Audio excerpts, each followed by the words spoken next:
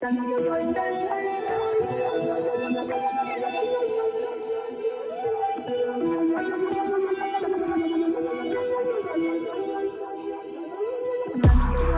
up, everybody? It's CMP with Craftmaster Productions and Studio One Tutorials.com. Real quick, if you guys haven't been by Studio One Tutorials and picked up Savage 808s, it's a sub. You're playing with yourself. Now, I know that y'all are thirsty for this tutorial. This is for my MCs, for my singers, for my vocal artists out there. This is the how to record yourself properly and not sound like a complete amateur inside Studio One. Now, first of all, we what I do is I have a template. It's called Beat Mix, and what it is it's my production template. But what I've done is I've deleted all of the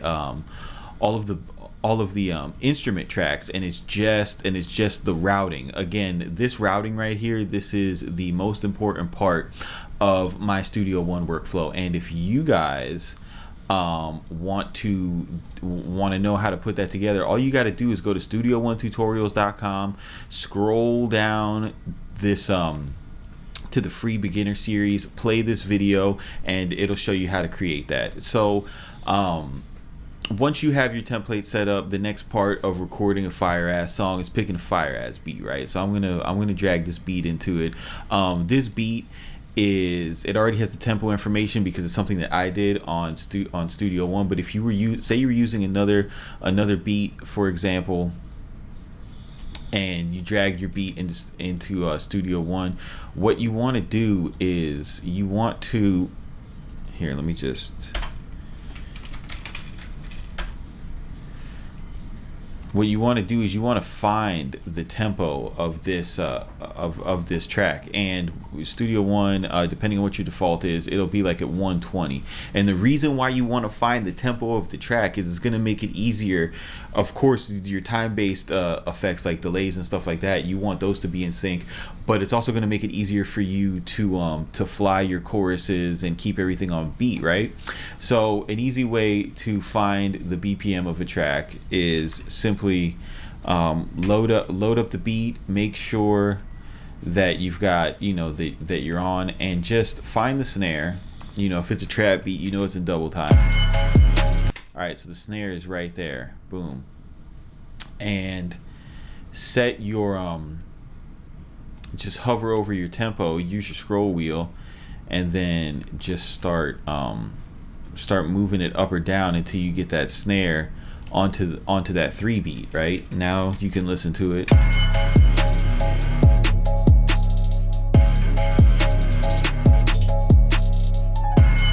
Alright, so you got your loop point set up, it's looping perfectly, boom, now you got your BPM. That is the first thing you always want to do when you're recording a song, is find the BPM. It is really, really, really important. Don't be an amateur, man. So next thing after you got your BPM is you want to go ahead and set up your gain. Now, the mistake that everybody makes when they first start recording is they go ahead and they put this beat on, and they don't turn it down. You've got a fully mastered beat that you've bought, hopefully from a beat site, or that you've stolen, because why pay somebody for their work, right? I mean, am I right or am I right? Yeah, so what you need to do is grab this square in the middle of the track and bring down the overall volume of the beat to where you're starting, to where the beat is at like -12, between -12 and -10.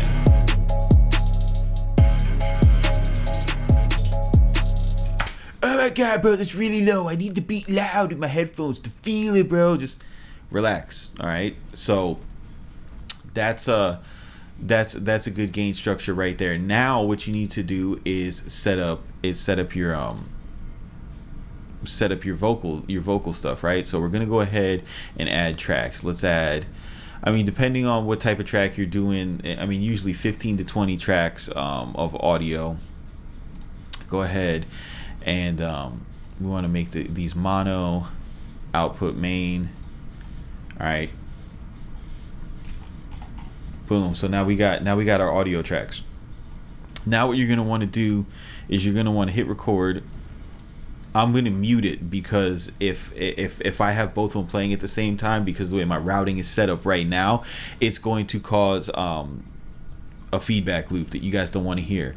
So what you want to do right now is you want to check your mic, and you're not even you're not even really concerned with how loud the beat is at this point, but you want the loudest parts of your rapping or your singing to hit between between, you see how I've got this right here, -18 and -20. You want to be in that range, and that is the loudest that you want your recorded audio to come in. And the thinking behind it is all right, so -18 is obviously 0 in the analog world, or maybe not obviously, but that -18 is going to allow you to use analog model plugins and like that on your actual audio without clipping that plugin, and you actually get the sweet spot and the intended purpose of these plugins. So you guys might be recording your stuff super hot and running it through the same plugins, and you're watching these mixing tutorials from really good mixers, and they're assuming that you already know the recording part of it, so they're not telling you that part, and then you're doing all the same steps and it's not coming out the same, is because your gain isn't right. So I use a preamp, right? And in using a preamp, the way that you use it properly is you take the input into your audio interface and you turn that all the way down. You never turn it up. You're using your preamp to drive your gain. So I'm gonna have this track playing, and I'm gonna do a mic check. And once I get once I go along with it, I'll go ahead and set the levels. And what I'm doing is I'm adjusting the gain on my preamp, never touching my audio interface. If you don't have an audio interface, then you're gonna have to adjust the gain on your audio interface. But you want to make sure, you'll notice when you turn it too high, you get that noise floor coming up. So you want to watch out for that. So let's do this. Yeah. My mic's too hot now. I need to turn it down. Yeah. Need to get to 18 dB if I'm gonna record me. I need to get to 18 dB if I'm gonna record me. Hey. Need to get to 18 dB. Need to get to 18 dB. 18 dB. Still kinda hot. Ow. Yeah. Turn the decimal. Get to 18 dB. Hey. I'm on 18 dB. All right. So now my mic is significantly more quiet, but it is necessary. Yo. Yeah.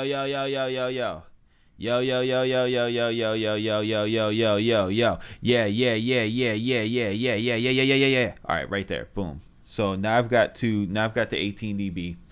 And the issue is this is way too low to catch a vibe. So remember, in recording, you can still use plugins. So what I'm going to do is I'm going to go to my master bus, and I'm going to use my favorite limiter for this is the L2, because it's just super easy, right? Let's go to the L2 stereo. You can use the Studio One input, or the Studio One limiter, and let's just go ahead and limit the track so we could turn up. Let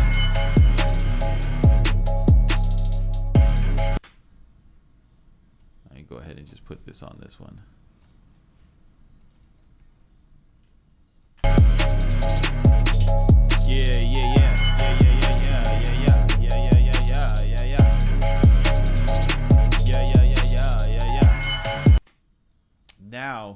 Now that you've got the beat nice and loud, because I have this muted because of the feedback loop, you can't tell what that's doing with my voice. But now that because I have a limiter on the whole track, you brought the overall volume of everything up, but you still maintain your gain structure down here.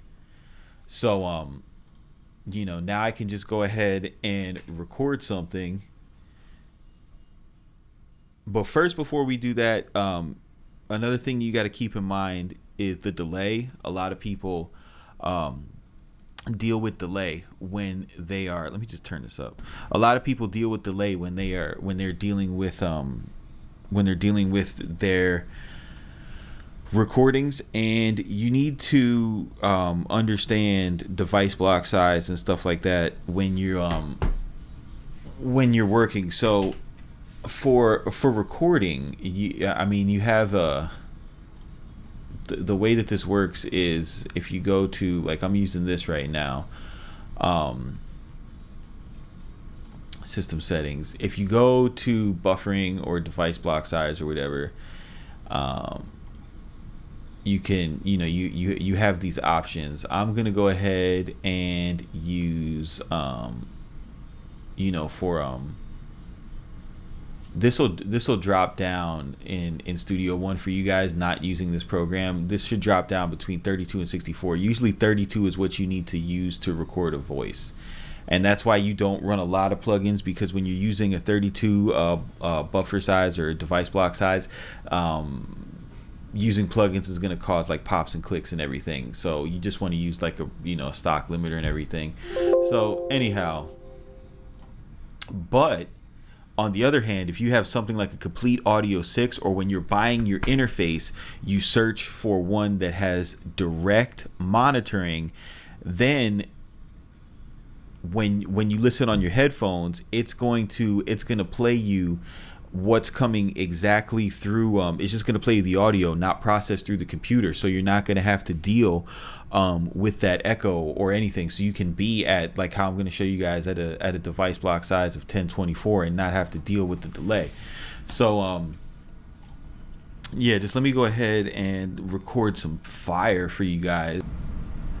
All right, everybody. So I wasn't able to show the actual recording process because of the feedback loop that the voice meter makes. So I went ahead and recorded this stuff, and what you'll notice probably if you've been recording and you haven't been using this method is how small the waveforms are, man. And just remember, those are just visual representations of sound. You don't look at that and think that it's wrong, because it's actually right.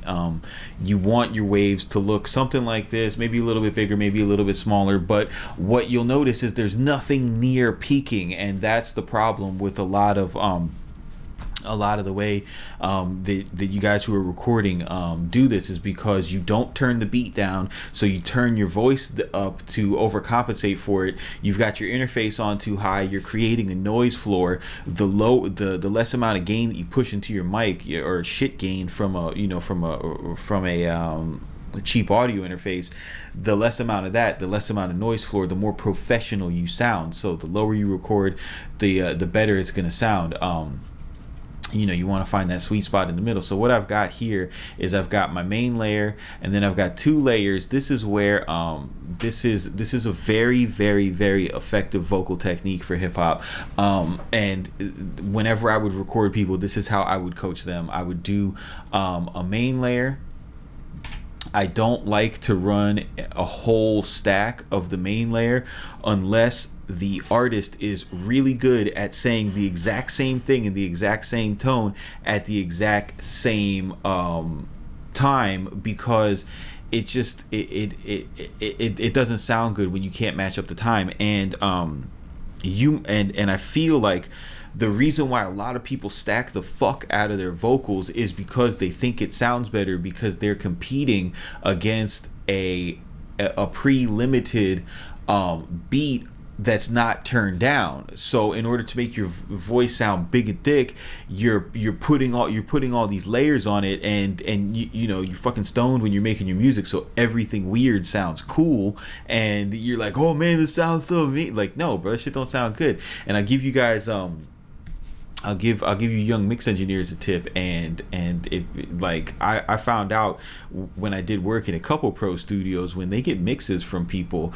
that have a lot of those doubles, typically what they do is they'll mute the doubles, they'll put on the waves doubler, use that as the double track, and send it back. And dude, 10 times out of 10, I've seen it, the artist doesn't know the difference, and they think it sounds amazing, and they're like, yo, what did you do to make it so good?